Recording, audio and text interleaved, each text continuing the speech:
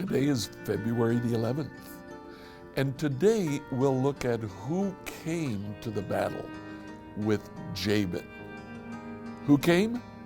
Let's find out together.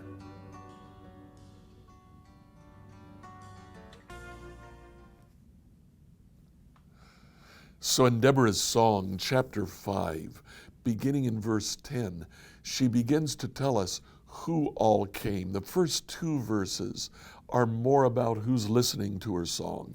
Consider this, you who ride on fine donkeys, you who sit on fancy saddle blankets, you who walk along the roads, listen to the village musicians gathered at the watering holes.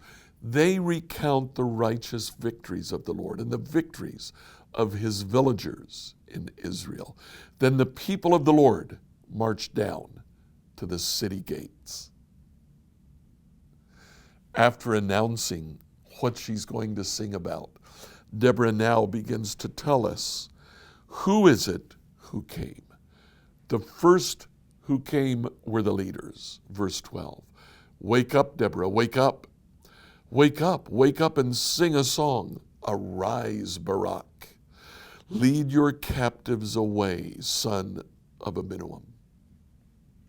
The leaders are very important.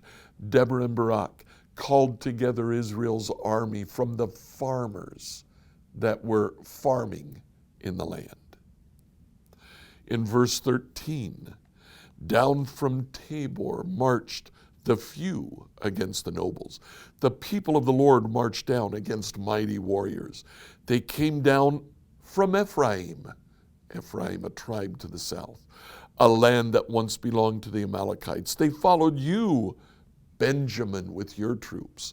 Benjamin, just south of Ephraim, came along. From Machir, the commanders marched down. From Zebulun came those who carried a commander's staff.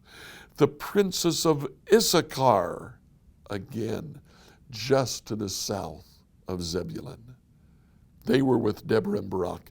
They followed Barak, rushing into the valley. So we're told that Ephraim, Benjamin, and Issachar joined Zebulun and Naphtali. That comprised the 40,000 who came to fight against Sisera. But Deborah goes on. She names those who refused to come. She called them out. Verse 15, but in the tribe of Reuben, there was great indecision. Why do you sit at home among the sheepfolds to hear the shepherds whistle for their flocks? Yes, in the tribe of Reuben, there was great indecision. Gilead remained east of the Jordan. And why did Dan stay at home? Asher sat unmoved at the seashore, remaining in his harbors. So Deborah calls out those tribes who were east of the Jordan, Manasseh, Reuben, and Gad. She calls out Asher to the west of Zebulun and Naphtali along the coast. They also apparently were unaffected and uninterested in helping their Israelite brothers. Dan, who lived among Benjamin and Ephraim, didn't go as well. So Deborah makes note of their inactivity. Verse 18, but Zebulun risked his life, as did Naphtali, on the heights of the battlefield. And then Deborah goes on. Verse 19, the kings of Canaan came and fought at Tanakh near Megiddo's springs, but they carried off no silver treasures. The stars fought from the heavens. The stars in their orbits fought against Sisera. The rains came. The Kishon River swept them away, the ancient torrent, the Kishon. March on with courage, my soul. The horses' hoofs hammered the ground, the galloping of Sisera's mighty steeds. The most important factor in the battle, God showed up. God came. He neutralized the chariots, put the army of Sisera in a panic. Then we have verse 23, unusual. Let the people of Meroz be cursed, said the angel of the Lord. Let them be utterly cursed, because they didn't come to help the Lord against the mighty warriors. Meroz, we don't even know where the city is. We assume that it's in Zebulun or Naphtali. And apparently they decided not to go. When the call for warriors went out, they said, no.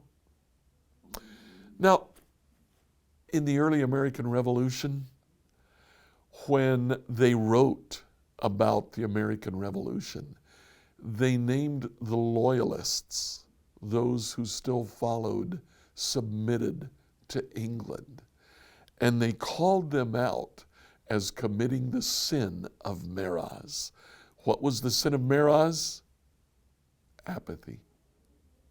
The sin of Meroz was following Jabin when Jabin was oppressing them. Accepting the oppression, the sin of apathy. You know, sometimes sin is not what we do. It's what we simply decide to tolerate, what we decide to put up with. In your life, have you decided to put up with sin? Please, don't be guilty of the sin of apathy.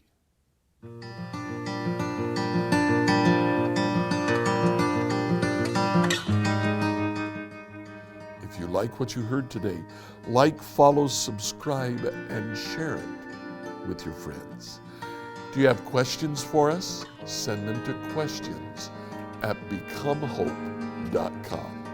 Tomorrow, we'll talk about the victory given to Jael.